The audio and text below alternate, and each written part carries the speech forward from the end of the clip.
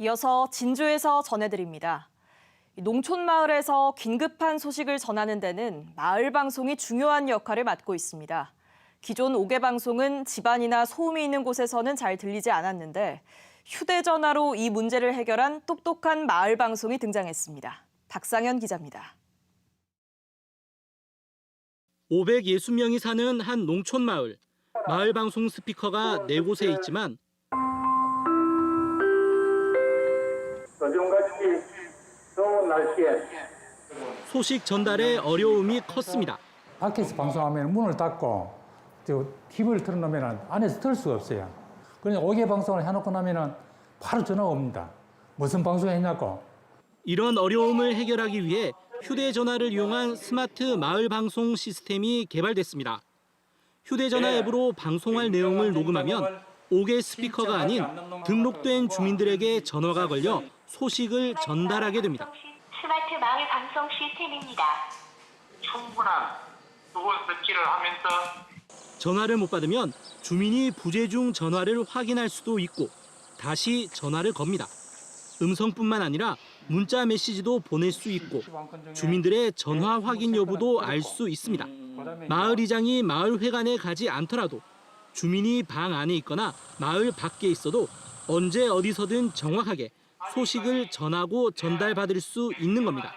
군청이 직접 정보를 제공할 수도 있어 재난 상황에도 유용할 것으로 기대됩니다.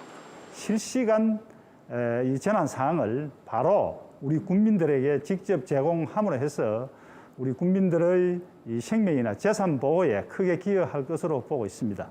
거창군은 현재 37.6%인 주민 가입률을 높이고 편의 사항을 더욱 개선할 계획입니다. KBS 뉴스 박상현입니다. 거창군과 함양군이 전북 무주군, 장수군과 함께 덕유산 둘레길 협약을 맺었습니다. 4개 군은 덕유산 주변으로 길이 160km의 둘레길을 만들고 주변 마을의 공동체 발전과 문화 역사 자원 발굴에 힘을 모으기로 했습니다. 진주시가 치매 환자의 치료 관리비로 1년에 최대 36만 원을 지원합니다.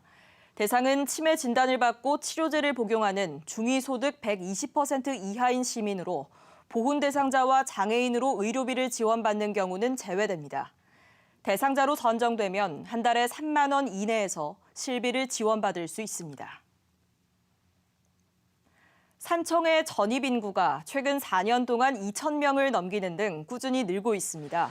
산청구는 지난 2019년은 510명, 지난해 700명 등 귀농 귀촌을 통한 전입 인구가 꾸준히 늘고 있고 특히 올 상반기에는 지난해 상반기 380명보다 40%가 더 늘었다고 밝혔습니다.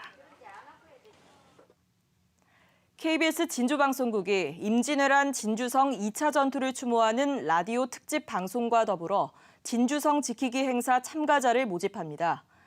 오는 31일부터 이틀 동안 열리는 행사에서는 진주성 전투에 대한 역사 해설과 역사 문제 맞추기 대회를 포함해 직접 병사로 분장해 진주성을 지키는 체험을 해볼 수 있습니다. 희망자는 카카오톡 정보 주는 라디오 채널에서 참가 신청을 할 수 있습니다. 지금까지 진주에서 전해드렸습니다.